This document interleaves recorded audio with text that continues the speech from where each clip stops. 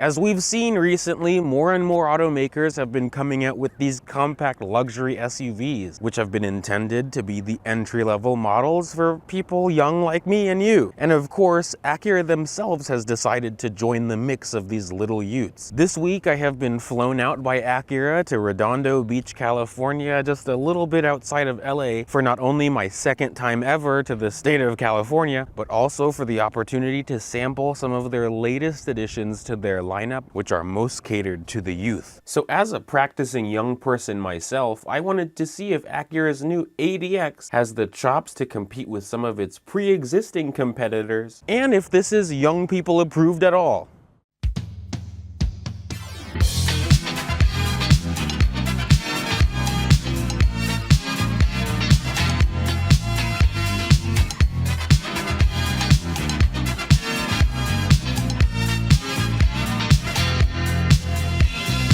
Hello my dear friends, and welcome to Redondo Beach, and also welcome to the new Acura ADX. This is now Acura's smallest SUV, sitting under the RDX. I gotta let the cat out of the bag immediately though, because if this thing does look familiar, it is based on the same platform as the Honda HR-V. They don't really want you to hear that for some reason, but it is undoubtedly an HR-V. I mean, it looks like one too. I'm supposed to tell you that it is an Integra SUV though. But even though it is an HR-V, it's not bad. This thing in particular is a 2025 ADX A-Spec Advance in Urban Gray Pearl, a relatively new color for Honda and Acura. And since this one is the top trim with all the bells and whistles, this has an MSRP of just under $47,000. And to be frank, most of this thing's competitors are also based on either their sedan or mainstream counterparts. So it isn't really a bad thing. If you're looking at a new ADX, you're probably also cross-shopping other little SUVs like Lexus's UX, Volvo XC40, Mercedes-Benz GLA, Audi Q3, the BMW X1 or X2. There really seems to be a whole lot out there for the youth. In terms of trims, Acura offers the ADX in 3 variations, starting at the base for about $37,000. Then we have the A-Spec and then the A-Spec Advance, but with options you can get this almost to $50K. But again, its competitors are very similarly priced. Under the hood, it definitely is more Integra than HR-V because we don't have that anemic 2-liter that's naturally aspirated and quite slow. At least now we have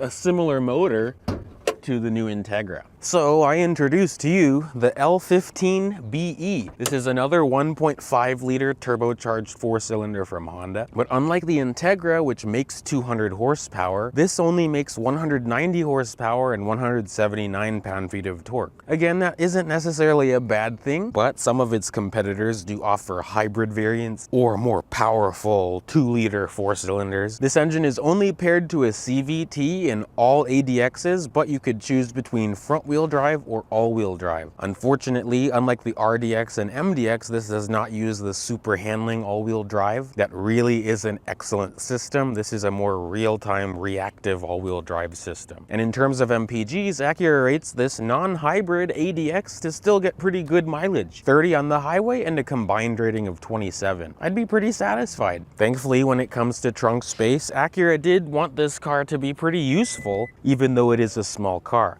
We have a standard power tailgate on all ADXs, but it reveals a pretty decent 24 cubic feet of volume. And then if you fold the 60-40 split rear seat flat, then you get about 55 cubic feet of volume. Acura says you can fit 2 mountain bikes in here, but I'm not quite sure if that's with the front wheel or not. I personally think it's really good in this segment of car, especially considering a lot of luxury brands are getting rid of this. This car still has a spare tire. It is a donut, but it's a spare tire. You don't have to rely on roadside assistance or anything wimpy like that. I also appreciate that Acura did not rate the ADX to tow, so do not tow with your ADX.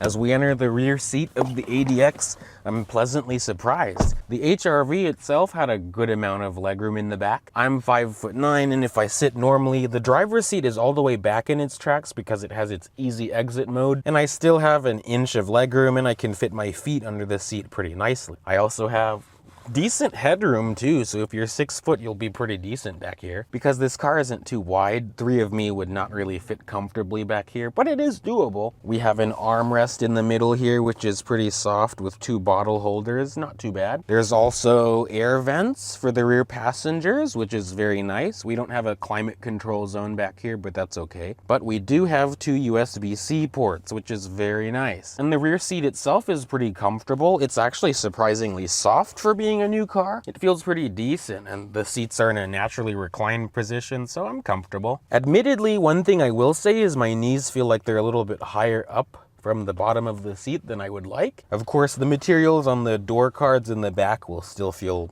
HRV. They have to save a few pennies somewhere. It is plastic most places on the door card, but there is a soft touch armrest with some faux stitching as well. But overall, the rear seat of this car is better than I expected. It is now time to drive the turbocharged ADX. I'm very intrigued because 2 years ago I drove the HRV when that first came out. So I am intrigued to drive this thing and see how different it is. Welcome to the interior of the new ADX. First of all, because it's pretty warm, we can get this thing going. This is the key fob for the new ADX, you can see here. It's Acura's latest key fob. We have a remote start button, lock, unlock, trunk release, and panic button. But because of this, we can keep this anywhere inside the ADX and put our foot on the brake and press the start button to go.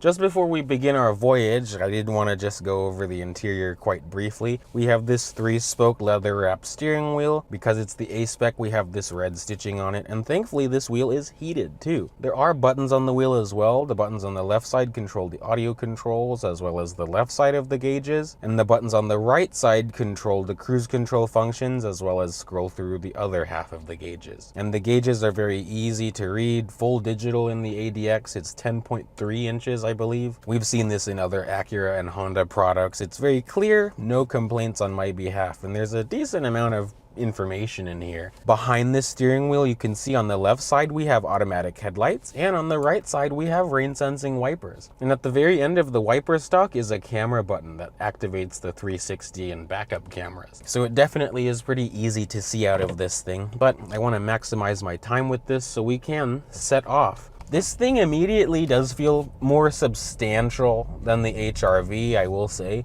It has a heavier weight to the steering, which makes it feel like a more premium car. And, you know, right now I'm in normal drive mode, so it's not like I'm going to be doing anything ridiculous. Throttle response is pretty decent too. Again, it's a 1.5 turbo. I am curious to see how the acceleration is. Thankfully, I have a green now. I'm not, you know.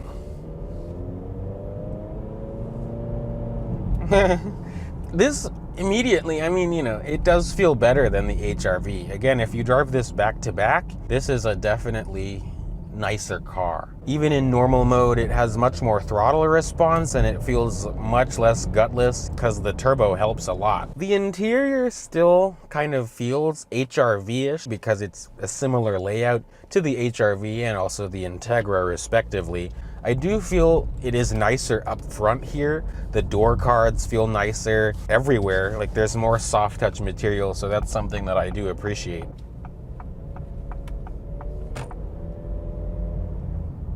Yeah, you know, it's honestly not too bad. It puts its power down relatively smoothly, but, you know, I haven't really pushed my foot too hard on the gas yet. I would definitely say it's a comfortable place to be. The seats are definitely an improvement compared to the last HRV. Much more supportive than the HRV. Even though the HRV is a pretty competent car already, this one just feels like I'm in a nice Acura. At lower speeds like this, you know, if you're doing the average commute, it feels nice. It feels quieter in here.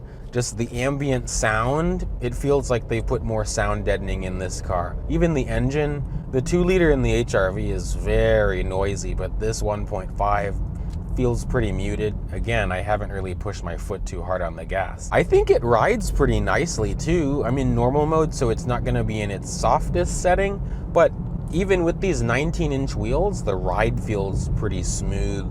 I feel like it absorbs bumps pretty nice. And also the car doesn't feel too soft either.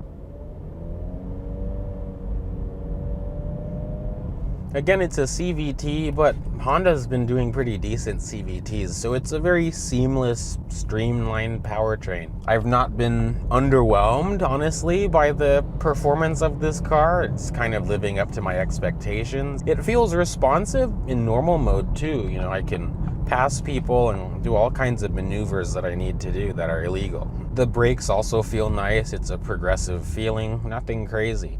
You know, again, it's not going to be like you're in a performance car. I feel like they've done a good job for this being just a little runaround city car. This road is a little bit more bumpy and it still feels pretty nice. I will put myself in comfort just so we see what it feels like. And it does feel even lighter, I guess that's what I would say.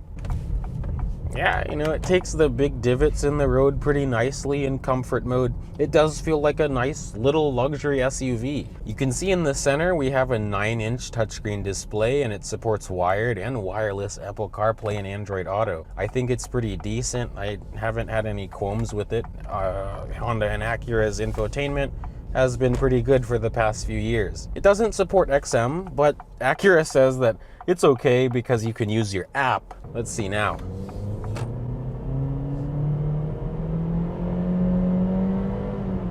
Oh, this is slow. That's funny. Oh my. Wow. I mean, it's smooth and it is quieter. And then as you can see, under hard acceleration, the CVT simulates shifts. Now I'll go into sport mode and see what it does.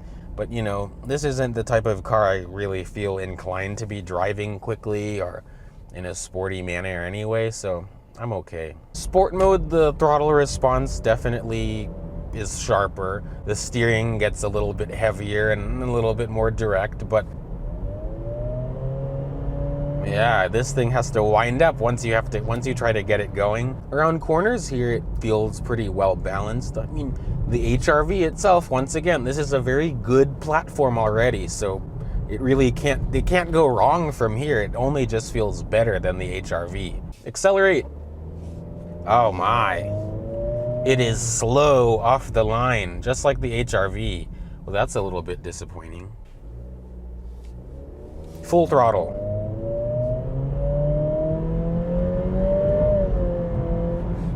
Yeah. But again, it feels like a pretty composed little car. I don't have any complaints besides the fact that for me, it just doesn't accelerate as quick as I would like it to. But otherwise, it feels very well put together. Again, it just feels nicer than the HRV. Like for example, the seats, the driver's seat offers full range of power adjustment. Both seats are heated and cooled, which is very nice. The passenger seat, I will say, is only 4-way adjustable, but honestly, that's not too bad. I'm glad that it doesn't pump fake noise. It is kind of fun, you know, when you throw it around corners. Wow. I don't know if the camera picks up that view. Holy crap. There's a bike behind me. So many bicyclists around here. It is interesting. I mean, I understand it. It's so pretty. Wow. I'm glad I turned down this way. Holy shrimp. I have to take a picture. Excuse my distracted driving. When you're normally driving, you won't notice that this thing feels slow. If you're a normal driver and you don't drive crazy, it really is a easy to drive car. Holy crap. S60R right there. There's a lot of cool cars around here. I get it if you don't really care about the old cars that I find cool, but you guys are hanging out with me. But I'm in this area and it really has been an experience. And the car really doesn't have any problems. That's why I feel like I haven't said too much, because the car isn't bad. It just feels like a good, well put together car. In terms of some amenities, we have dual zone climate control, thankfully. Again, the front seats are heated and cooled. The armrest in the middle here is pretty nice and soft and comfortable. If you're really cornering hard with this thing, you will notice that rear wheel drive feeling like an RDX or an MDX, because those have super handling all wheel drive. I feel like if I was looking for something in this segment though, I'm not quite sure if the ADX would be my first pick, because I appreciate some of the 200 150-ish horsepower models in the range, but unfortunately the ADX doesn't offer that amount of power. I just want a little bit more out of my car. Wow, an MX-6. Wow. It's really just like, wow, every single car I pass by looks so good. And that, my friends, brings us to the end of our first time with Acura's new ADX. I certainly think it's a pretty competent car, and it definitely feels more upscale and refined than the HR-V. The powertrain really does make a big difference, because if you drive both back to back, you'll like this one more. It definitely feels sharper, and it feels like an Acura, but we have to admit that this is just the Acura version of the HR-V. Let me know in the comments if you have an ADX or an HR-V, or it doesn't matter what kind of car it is, because you know how we do on this channel. But I really do appreciate you all hanging out with me in sunny California. Remember to like, comment, and subscribe, and I'm not gonna ramble too much more because I've had enough of my time with this car, and I want to get my Integra on today. So definitely stay tuned for that. But again, thanks for hanging, and I'll see you guys in the next video. Bye, peeps.